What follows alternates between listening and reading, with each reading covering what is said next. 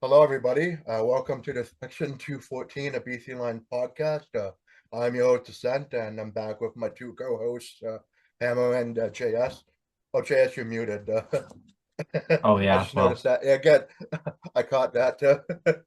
Um, yeah, yeah, yesterday was a pretty eventful day in the CFL. I mean, not just for the Lions, but uh, just in terms of further setting up what's going to happen next week, right? But it's we're still waiting on Calgary to see what the result of their game is going to be. But odds are, I think after this week, next week is going to be the one where we're going to find out who we're going to play and for where the we're gonna play. semis.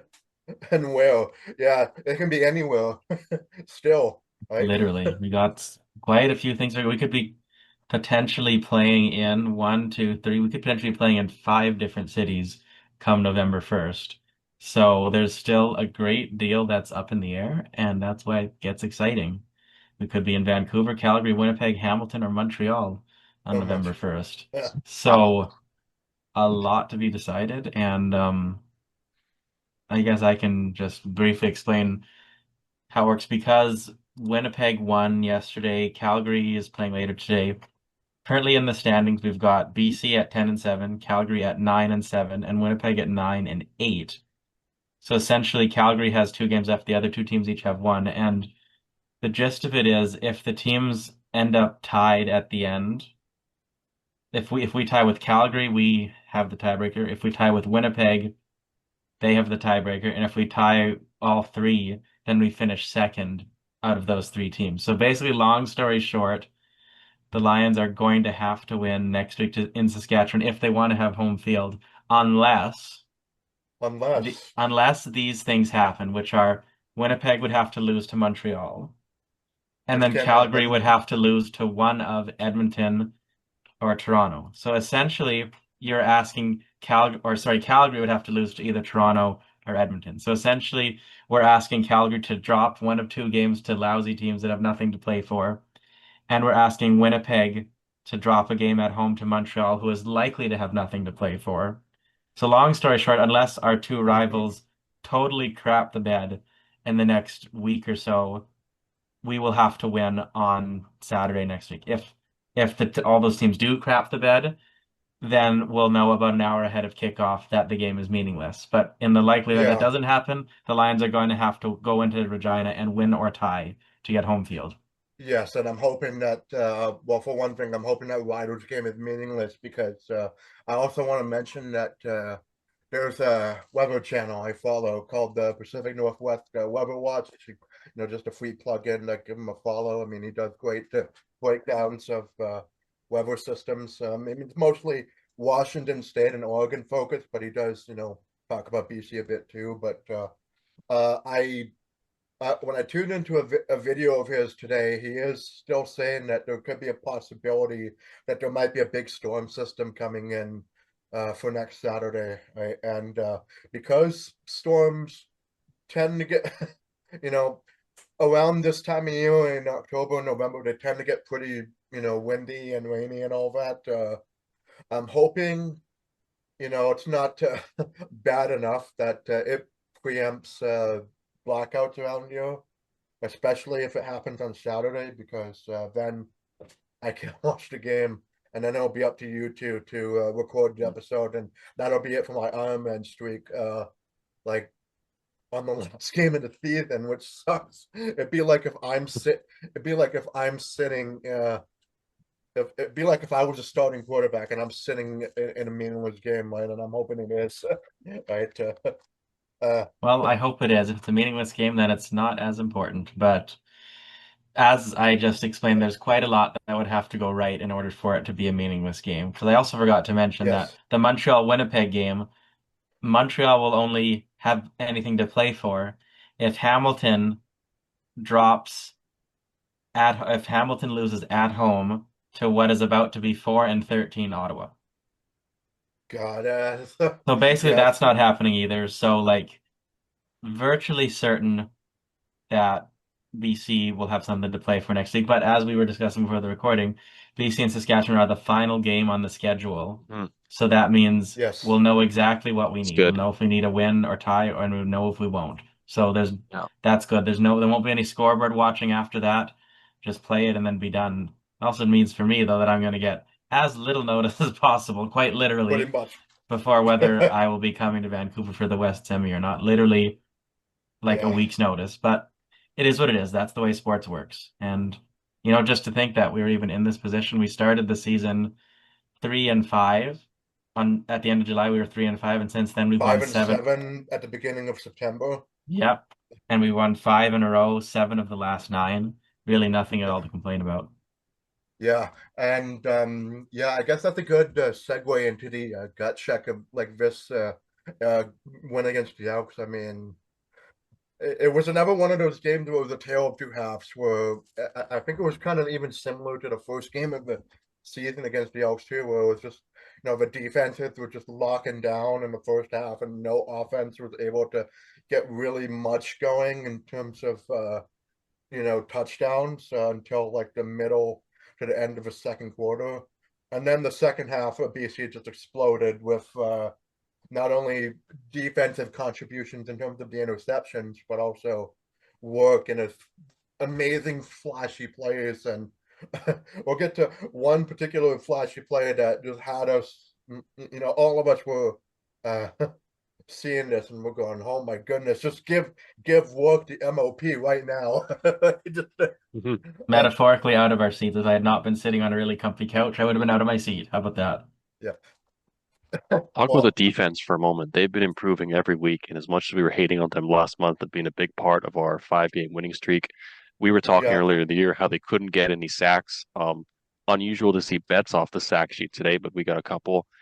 3 picks. I know I'm kind of spoiling the stats, but it was nice to see TJ Lee chip in after we just signed him a couple weeks ago. Um, Carter Jr. could be rookie of the year. He's been great. Hmm. That was another joy to watch. And even well, Finlay's been chipping into. He's got an interception in this one too. Right? And Yeah. and I said in in the group chat, Uh, keep an eye on Finlay. He could be our Cooper DeJean in the Grey Cup, right? Because I'm remembering both that. of them are white cornerbacks, right? And well, and they could, and I could see him picking off Bo Levi Mitchell in the Grey Cup, but just Wouldn't that be nice? yeah, and into a pick six, right? That would be awesome, right? I'd be like, yes, two for two, Jackie please. Robinson. uh, but yeah, so yeah, it's just outside of that, defensive first half and one iffy moment in I believe it was late in the third quarter where they worked through an interception and then Fajardo had the ball and then it was like 24 7, I think, yes, 17 at that point. And then it was looking a bit iffy because despite Winnipeg beating Saskatchewan earlier in the day, Edmonton was actually still alive. I thought Edmonton would be eliminated if Winnipeg had won, but no, they were still alive at that point. And but yeah, they basically needed to win out and have Calgary lose out to get in, right? But that didn't happen. So it Honestly, was I'm surprised that Edmonton was even alive. They've been dragging this out 3 weeks longer than we all thought. I mean, yeah, Fajardo and Rankin pretty much been carrying their team. And this was one of those games that you thought, and I'm sure we all thought that they were going to choke it. Um, it was one of the games our defense earlier in the season did choke, but they did come up big.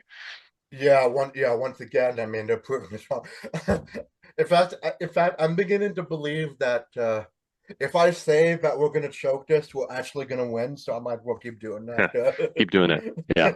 And also had the McDonald's breakfast before the game too, so I pretty much clinched a win there. So for my health, I'm just sacrificing my health for a Grey Cup a little bit, but uh, I've been eating a lot of triple O's lately, and if anyone's been following the Lions on social media, you've been knowing that they've been eating a lot of triple O's. There was, oh, I can't believe, I think it was oh Pearson who just loves triple O's, which has been really funny to watch. yeah, and I I would agree with that. I mean, I miss going to Douglas College and just having those breakfast sandwiches, Oh before I yeah, they're go to amazing. class, right? And then pretty much, yeah, that's what I've always been doing pretty much. So yeah, The it's yeah, not and not we're not sponsored by them, but it's there's they do pretty good sandwiches there. But I would um promote them any day of the week.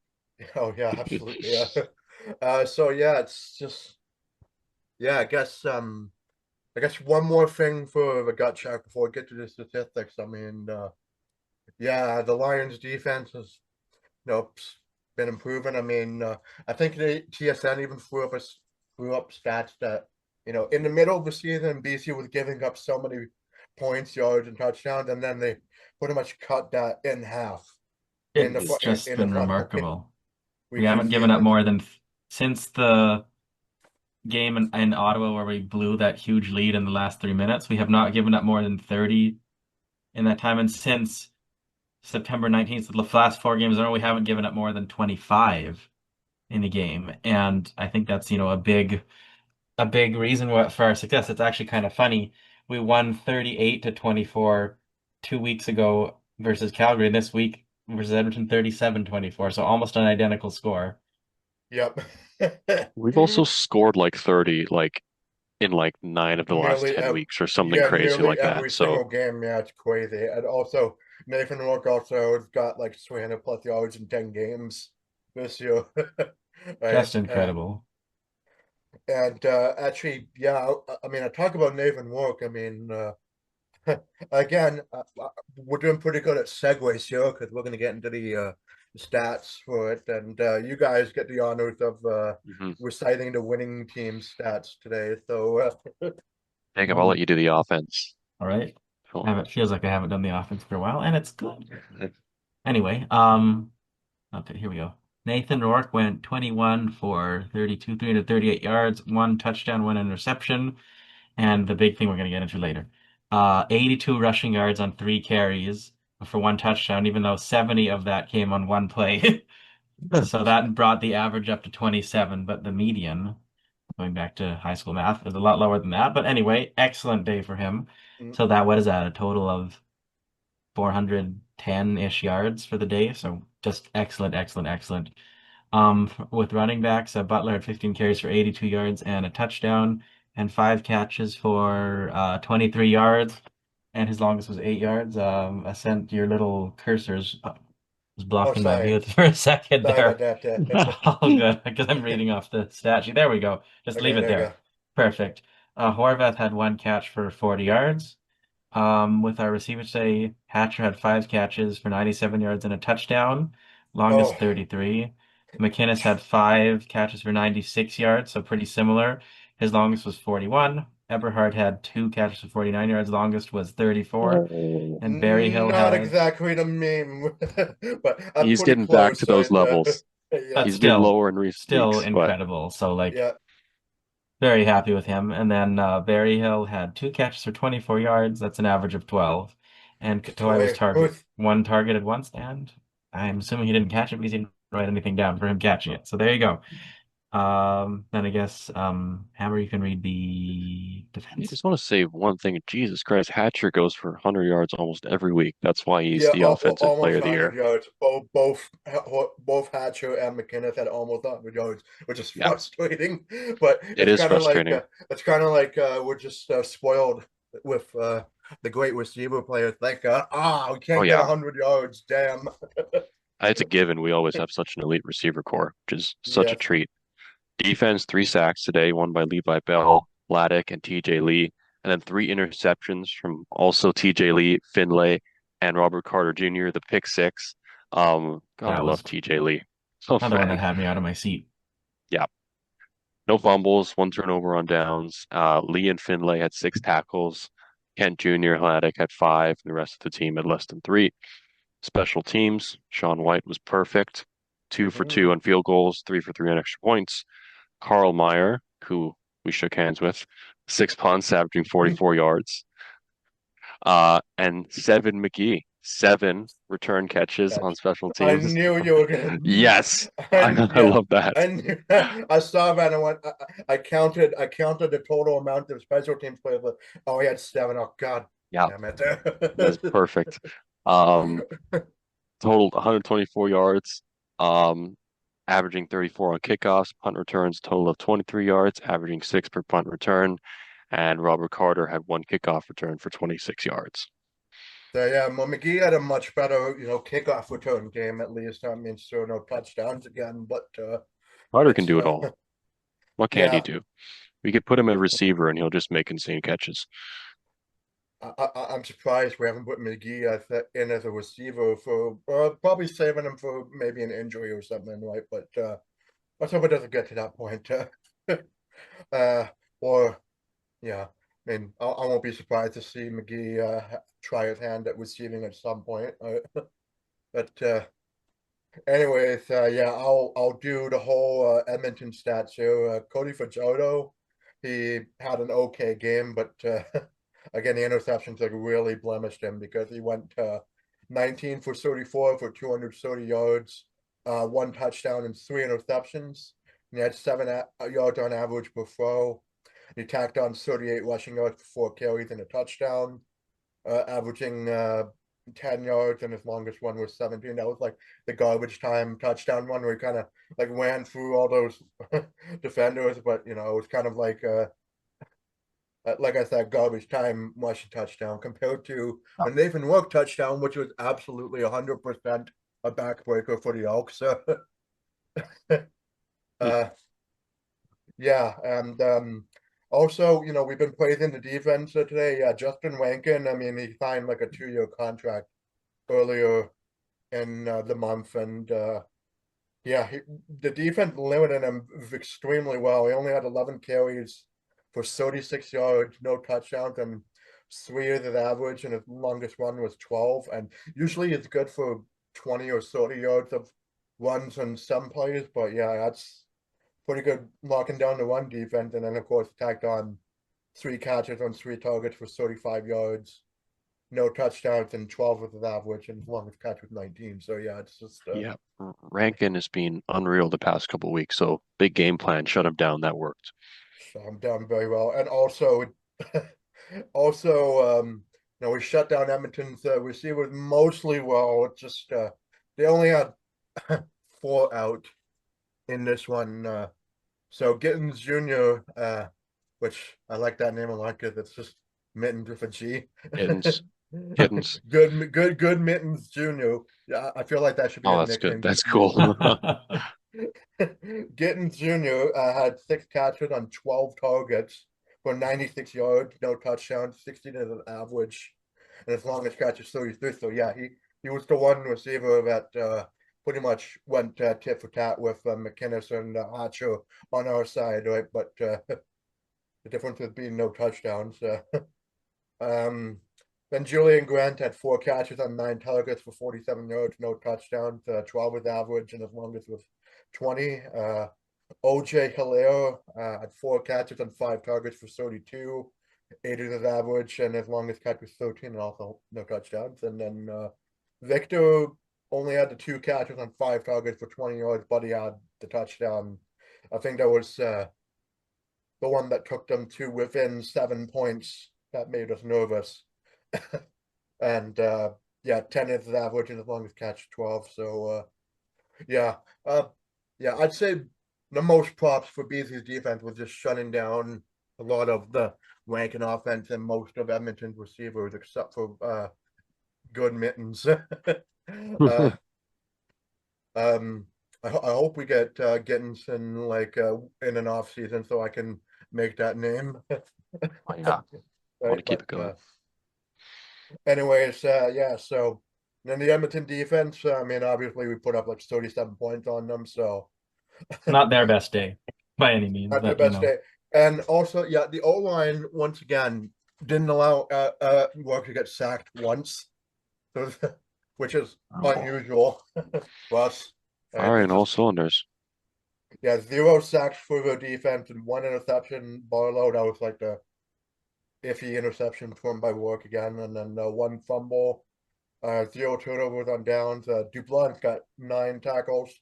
Mogensen had 6, and the rest of the team had less than 4. So, yeah, in terms of just pure defensive stats, it's just yeah, BC won out in there. But no, Edmonton did stay in the fight, long enough, and for most of the game where they could have had a fighting chance to win, but just too much to overcome.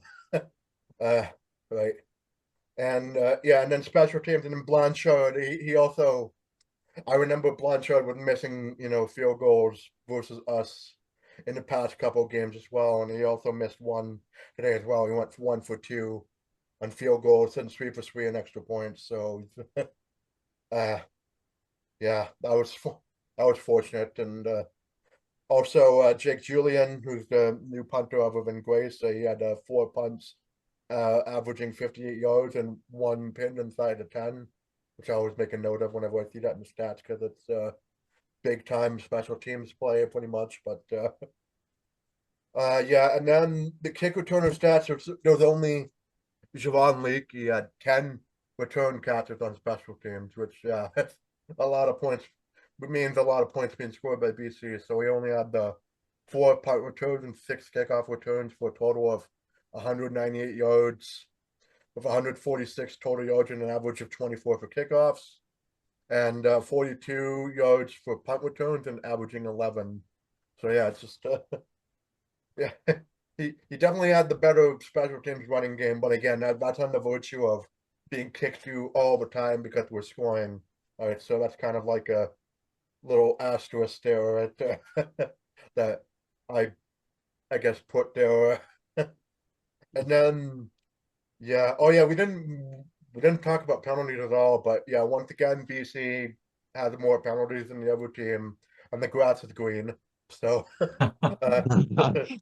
because Edmonton only had 3 penalties for 25 yards, and BC had like 6 for 89, and a couple of them were definitely like pass interferences that I were There happening was on one really second bad one. down. That I don't, yeah, pass interferences on second down as well, which are even more annoying, right? Because it's just, oh yeah, better teams would probably make BC pay for getting more penalties, but yeah, in this case, we still win, even when we've lost a penalty battle, so to speak. So yeah, that's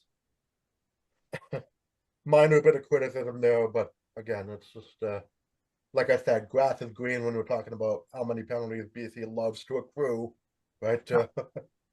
And then time of possession. I remember in the first half, Edmonton had most of the time of possession, like 20 minutes to I think 6 minutes after the first half for Edmonton. And then since then it was like 10 minutes to like 19 for BC. Oh. Yeah, 19 minutes for BC and 10 for Edmonton. So basically, Completely dragging it on the first half. There were yeah, some ridiculously long drives. it all combines into him, Edmonton barely ekes out BC in terms of time of possession.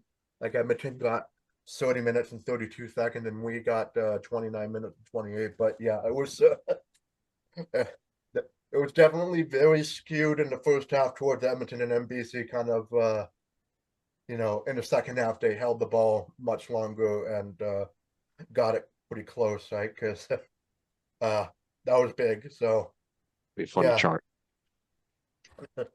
Yeah, it's just never one of those interesting things that happens where just the time of possession is close, but Edmonton could have ran away with the time of possession, really, right, because of all the 2 and outs being done in first half. But yeah. Anyways, so yeah, let's now get into the game recap. And Game again, recap.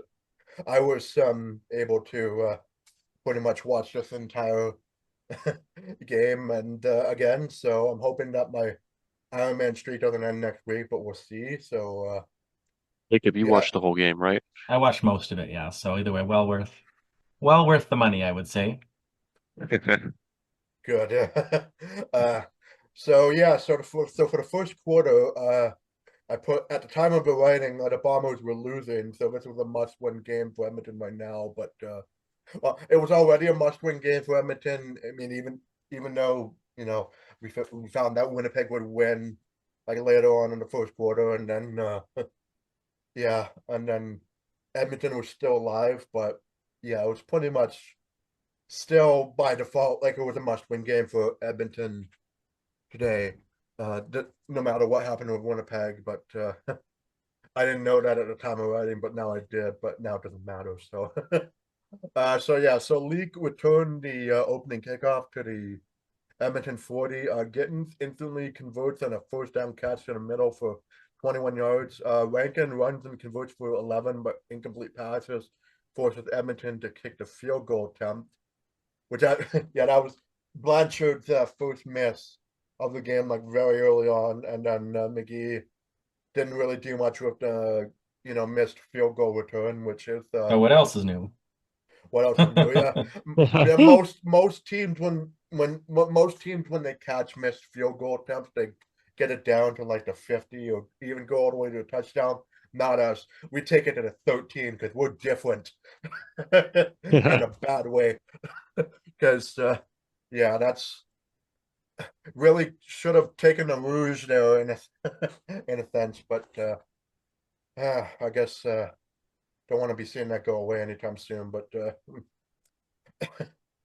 so yeah, so BC's offense, yeah, and then to reflect that piffy missed field goal return, BC's offense goes 2-and-out in this one, so that's already pretty dangerous, right? Because you're punting deep in your territory. And then League takes the punt back to the Edmonton 50, so they're already in pretty good field goal range there. So, they can redeem themselves immediately. Thankfully, Edmonton does subsequently go 2-and-out on that drive because,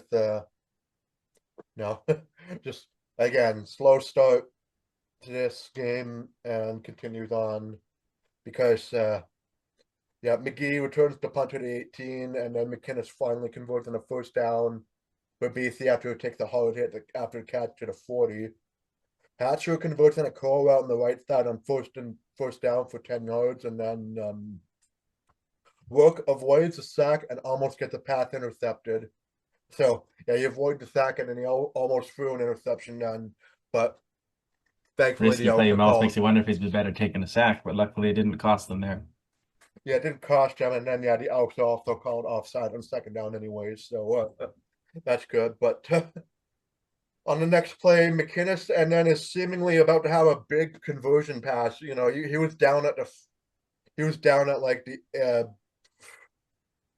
at the 9-yard line, and unfortunately, he stood up too long, and then he got the ball punched out near the end from Ross, and he fumbled it to the Elks, and yeah. So that was like a moment of, oh my God, this really. But uh, but Edmonton felt bad for us because they didn't do anything on offense either after that fumble, and so much so that Fajardo actually got sacked in the end zone for a safety for BC to take the lead 2-0. So I haven't seen that in years, like a non-intentional safety. I haven't seen that in a long, long, long time.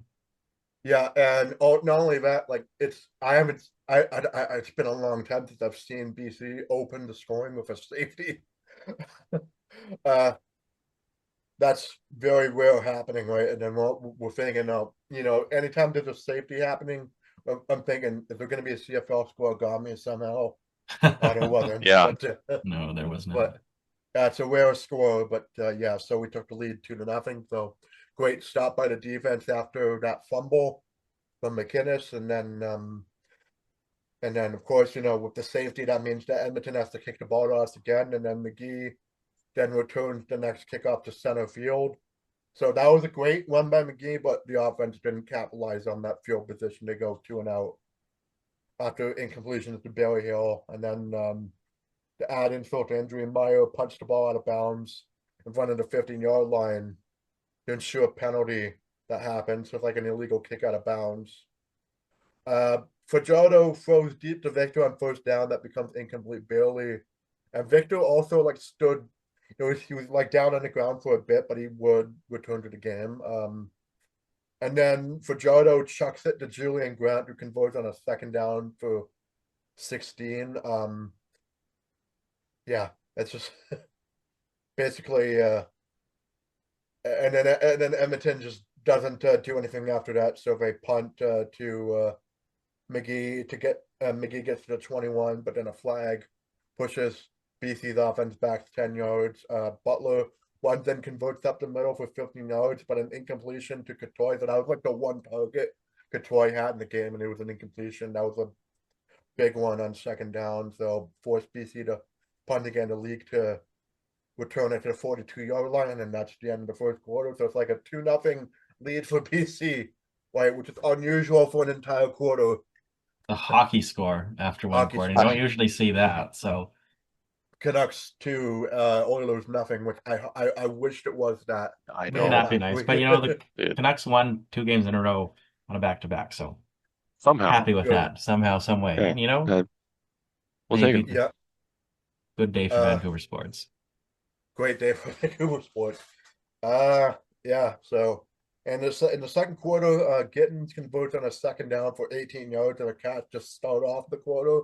So I was immediately dreading, like, oh no, they're gonna score a touchdown. And yep, immediately after that, pretty much after 2 conversions, and then Leak runs to the outside flat on the left side to score a touchdown, like that quick into the second quarter on an 8-play drive to take the lead 7-2. So I went, that's cracking the defense finally, and then we'll see how BC responds to that. And unfortunately, just McGee returns the kickoff to 36. Butler barely converts on back-to-back runs. McInnes converts for 12 yards on another call out, and then 2nd and 7. Work throws the ball deep to Hatcher. It was almost going to be a touchdown, but it just the ball just grazed his fingertips and fell incomplete. So, yeah, and then they're forced to punt again, and then getting through. At that moment, I said, like, I was dreading in the group chat. This feels like a Lions loss right now, because it's like this offense. It felt like a stinker, a game where we didn't show up, and we're starting to crap the bed in the most important moment.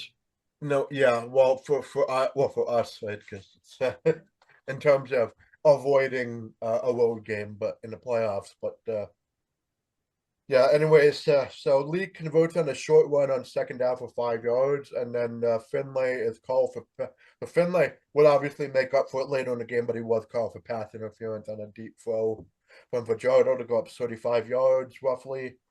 The defense stops for the 2nd and 3-1 in its tracks, and after the timeout, right as the 3-minute warning happened, Blanchard kicked a 41-yard field goal to extend the Elks lead to 10-2. So, Wow, he actually made one.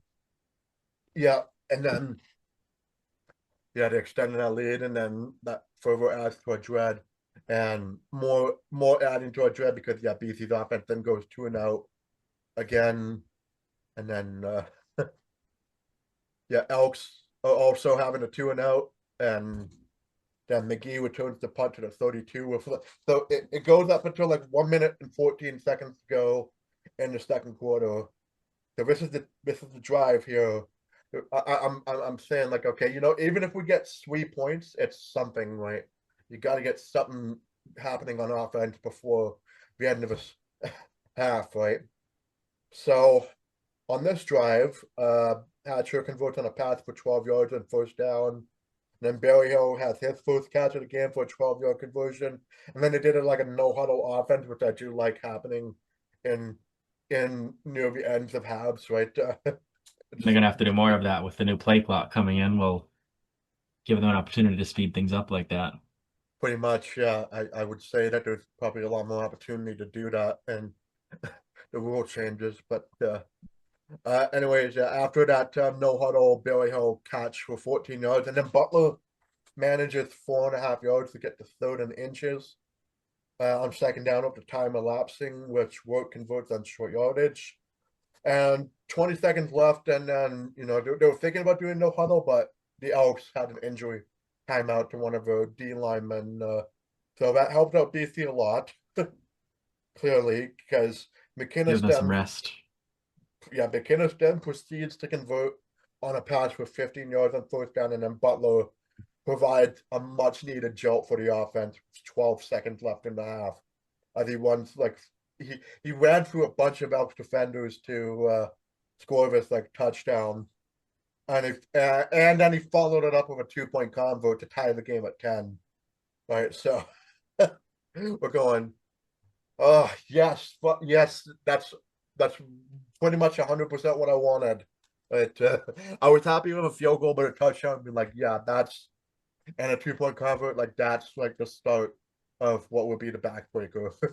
we were hoping that time. And then a little funny tidbit is that I learned from the commentary that apparently Butler was doing weather for a network here. I'm not sure if it was Oh yeah, they had a Oh, little. They had I a did little. see that. There was a clip where he was like giving the weather forecast, I think, for the Weather Network. It was really funny. Weather network. Okay, good. I'm glad you're on top of it. I didn't like I wasn't able to find that myself, but yeah, that was so.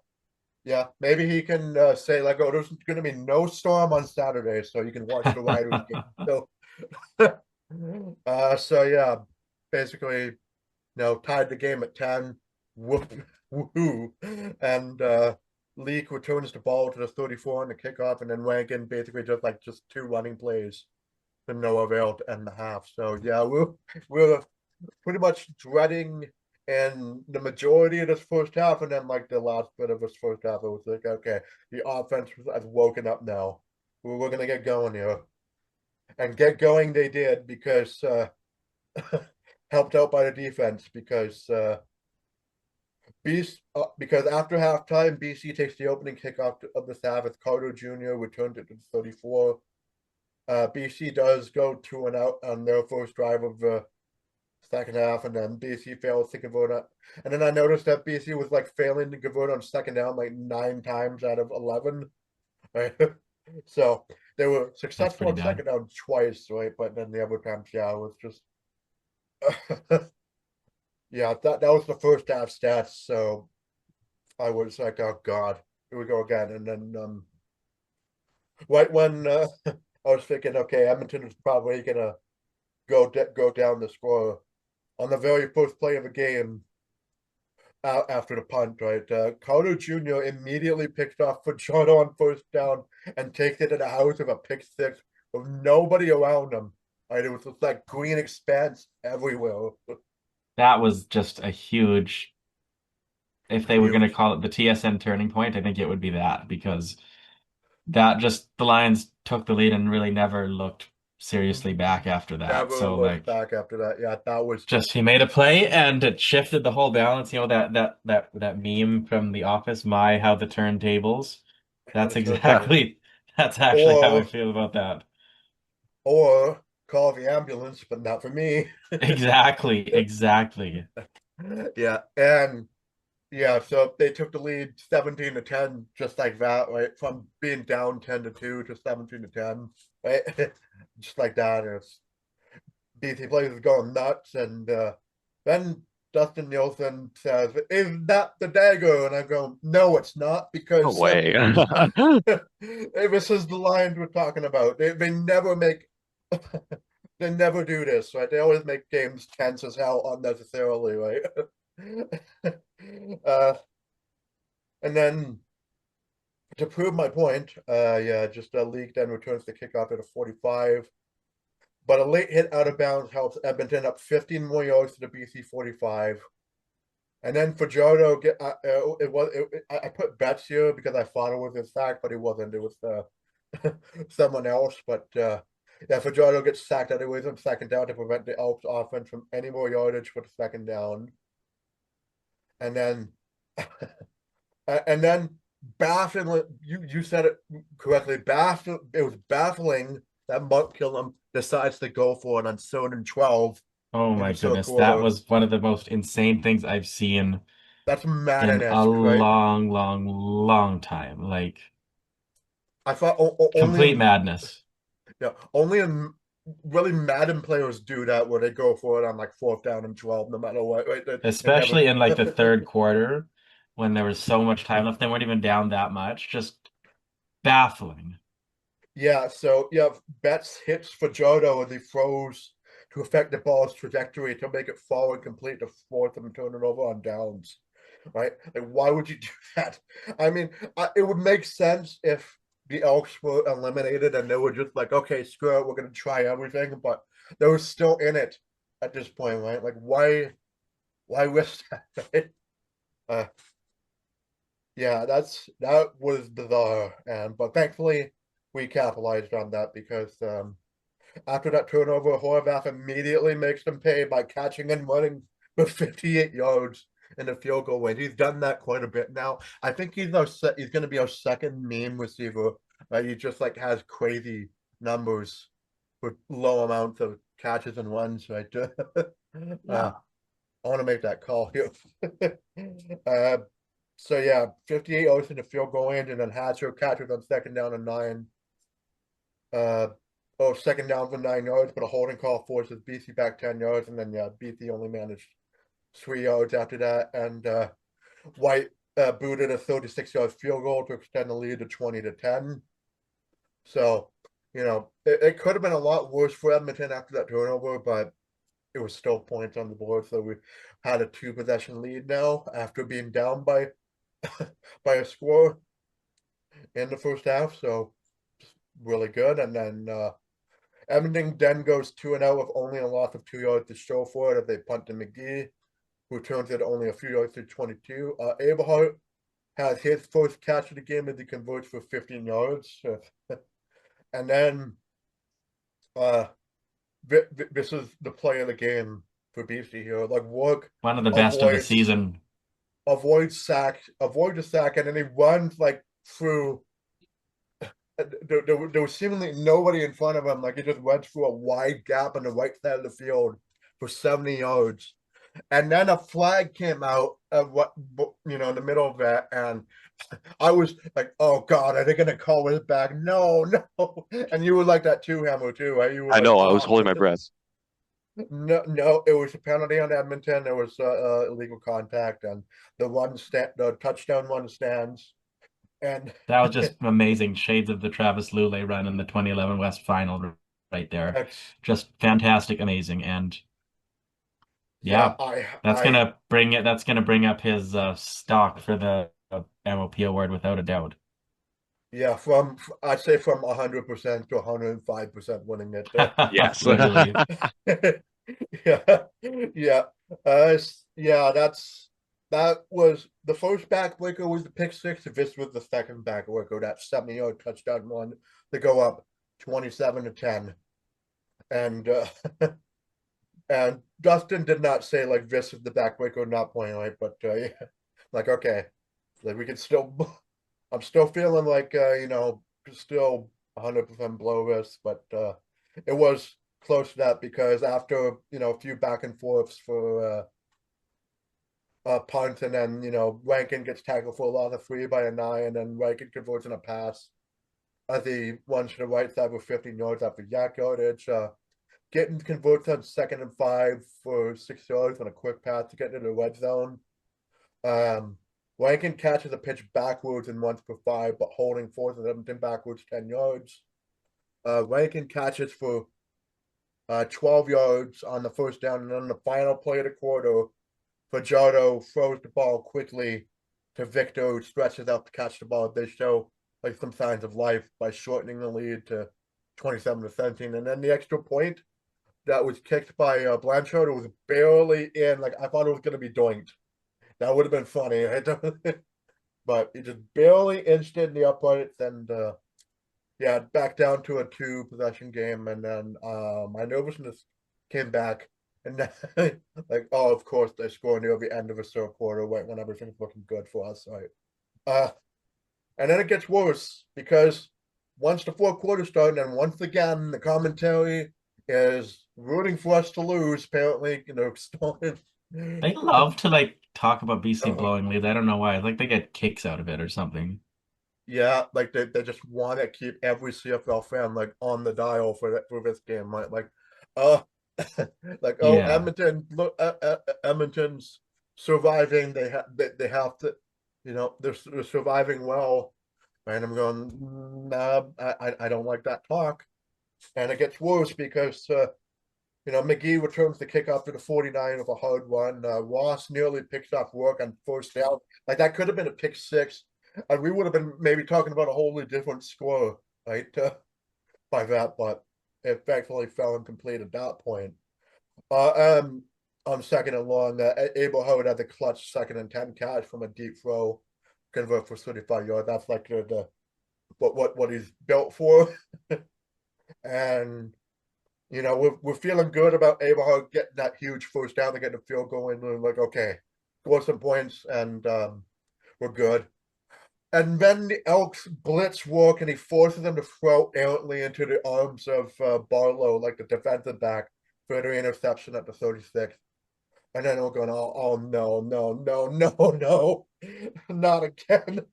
Uh, uh, And yeah, the commentary voice went up an octave for that one. Right, that was oh god, that was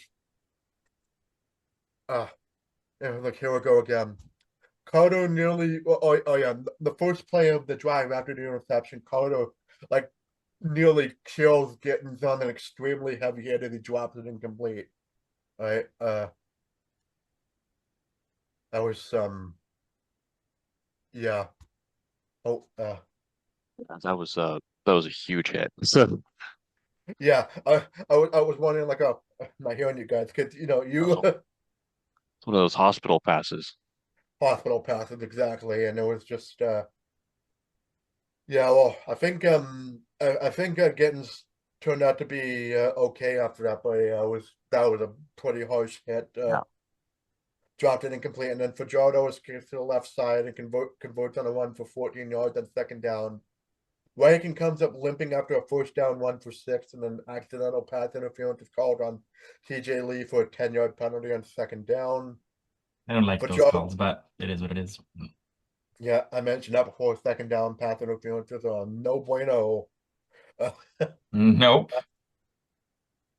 Fajardo almost fumbles on a sack. Well, it was a strip sack, and he fumbled it, but Edmonton does get the ball back because it was recovered by an O lineman, only for a loss of 7 on first down. And then, then TJ Lee saves our bacon. Like just when we thought like Edmonton was gonna be able to go down and score another touchdown and make this close, TJ Lee intercepts Fajardo on an overthrow. And he downed it at the BC 49. I'm like, yes, that old working horse. It still got it. And I could breathe a sigh of relief. And at that point, I was like, okay, I'm 90% certain we're gonna win this game now. And then McKinnis catches and converts for 20 yards. Hatcher converts a deep shot and towards 38 to get in the scoring range. And then Hatcher catches a wide open touchdown pass for 20 yards as Work has clinches another 300+ yard game to silence my fears of choking the lead. Right, it went from like 90% before that touchdown to like, okay, 100% we're gonna win this. Right, yeah. I mean, I still took like a little bit of notes after this because yeah, after they scored that touchdown to go up 34-17, Leak returns the kick after the 38, and then Fajardo on the first play of the drive once again. So that's like twice now he's been intercepted. This time to Finlay because Finlay was lying down on the ground and he caught the ball on his fingertips like this, right? That was an impressive interception, and yeah. After that, I pretty much decided, okay, that's game. I'm gonna stop taking detailed notes. So from there on out, Sean White scores a field goal to make it 37-17, and then Fajardo tacks on that garbage time touchdown run of a 3rd and 2 run to make it 37-24, and the onside kick attempt obviously fails with victory formation Lions coming out after Butler get the first down the ice game. as the Elks' extremely slim playoff chances are killed, and that's why I'm naming the title of this video "The Last Bugle," because a bugle is the sound of an elk noise. So, the last bugle. That is funny. Yep.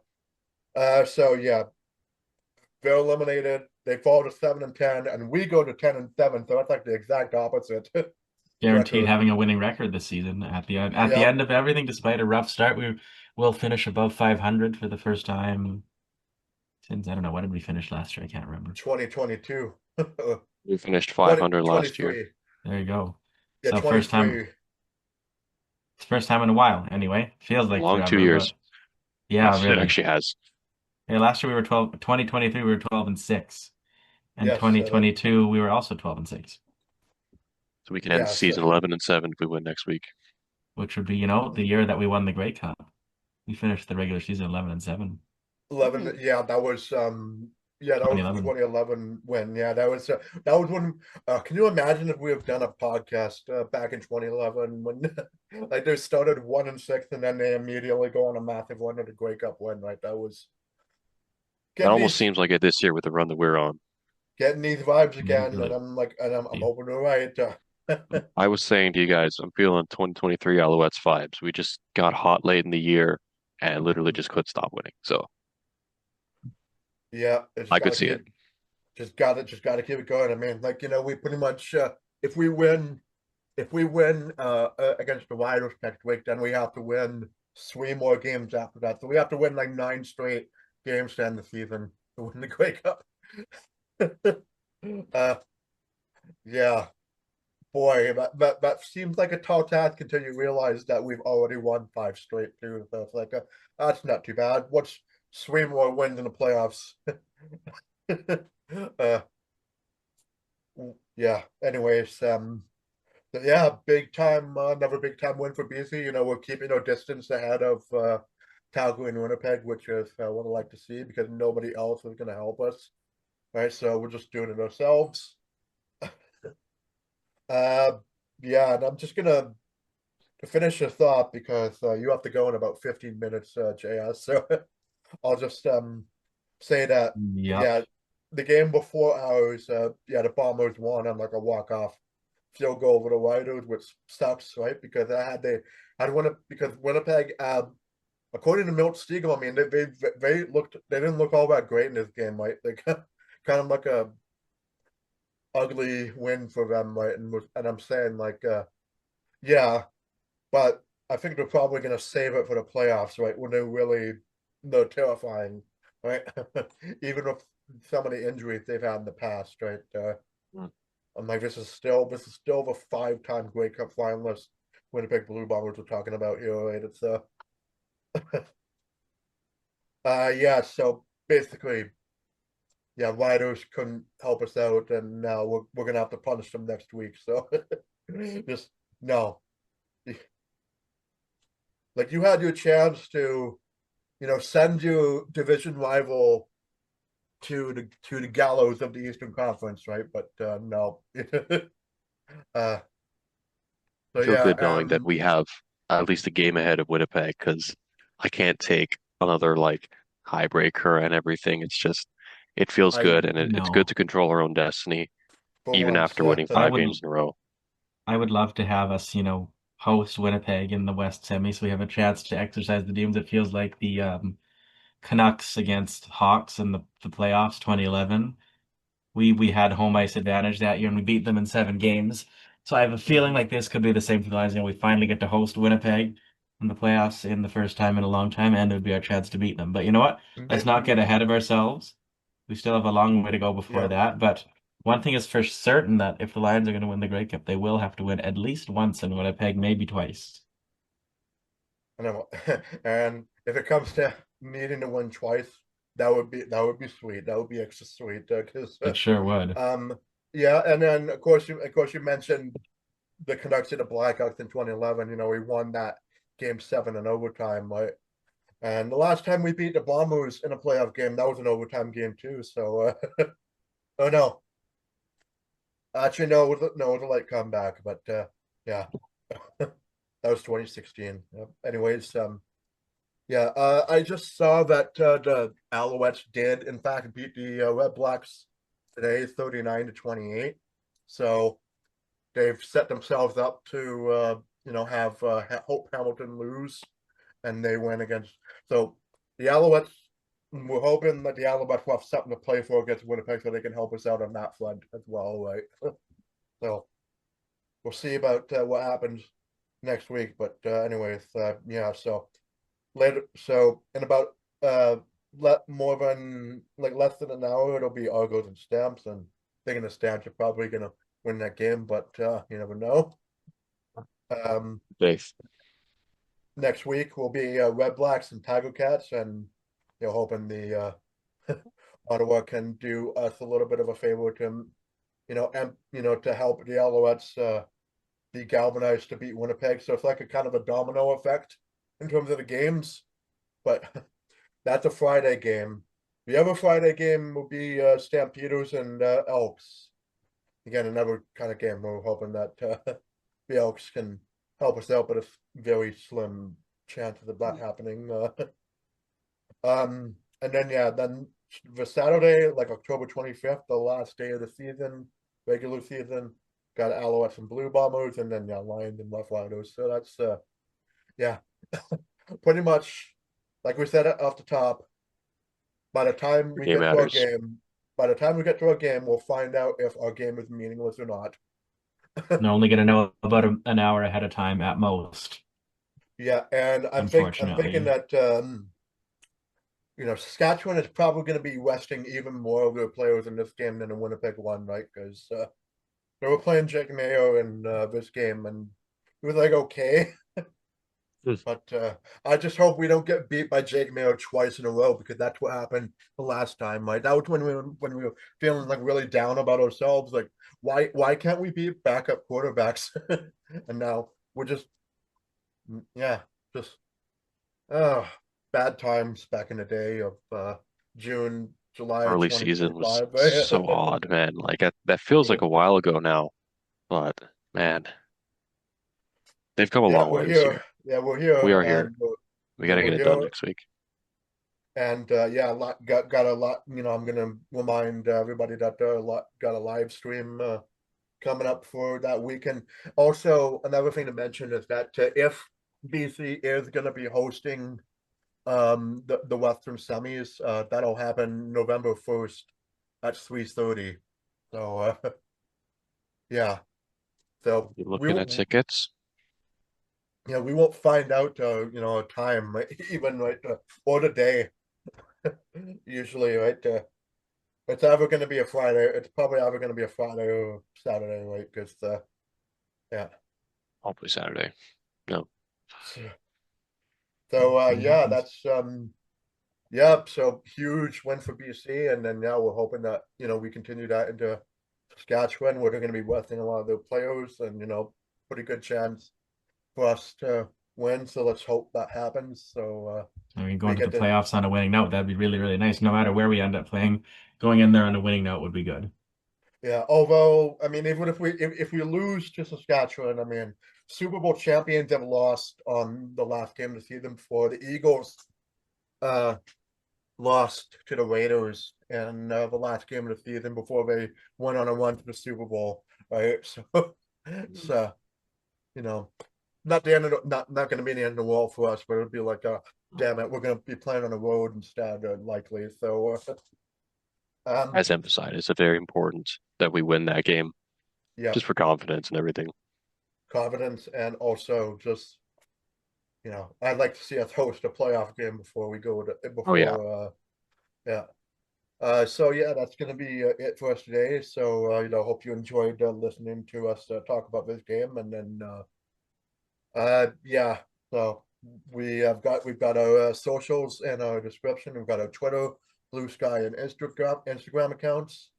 Um, and of course, like, comment, and subscribe to the channel for we're down in the home stretch now. Right? It's like very pretty much at minimum it'll be two more episodes this season. At maximum it'll be in terms of the Lions game, the maximum it'll be like four Let's hope it's Say that's 4 the and best case hopefully they're all scenario. wins. Yeah. Yeah, so yeah, we're getting like to the dying embers of this season's episodes, right? But let's hope we end it with a Grey Cup banner for once. So yeah, got all that, and then of course got our Gmail account too to let us know in long form detail about what you thought about us. So our Gmail account is section214@gmail.com. That's sectiontwoforten@gmail.com. So yeah, that's it's just in time. We got like 5 minutes to go until you have to leave. So well, really, so yeah, so that's gonna be it for us today. So yeah, we'll see you. Hopefully we'll see you on Sunday or so. All right. Bye, Yeah. everybody. Bye-bye.